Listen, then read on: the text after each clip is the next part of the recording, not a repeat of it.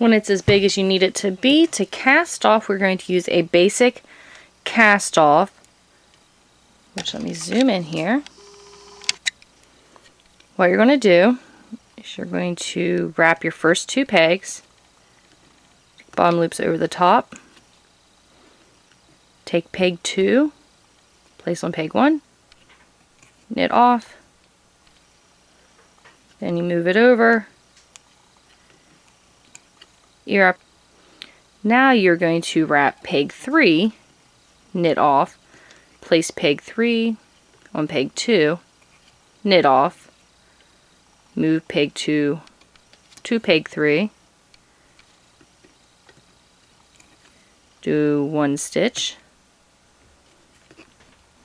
The process is the same. You got 2 pegs, you're always going to E-wrap the second peg and move it to the first and knit it off. Then you will move the first peg to where that second peg was and just do 1 stitch. I'll do a few more with you, and then I'll go ahead and finish it up and show you what it looks like off the loom. And of course, if you do need a more detailed video, I do have other videos to show you how to do this cast off. It gives you a very stretchy edge. It's actually wonderful cast off to do for blankets or large projects where you don't want to waste a lot of yarn trying to do your cast off. This one, you work it, you don't have to cut yarn to do the cast off, you just work it all together.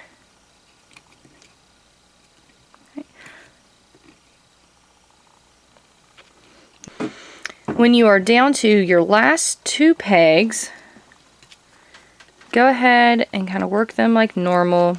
Take the second peg to the first, and then take that bottom loop over. Now, instead of E-wrapping it again, I just pull the string through the loop and take it off the loom, and you are done.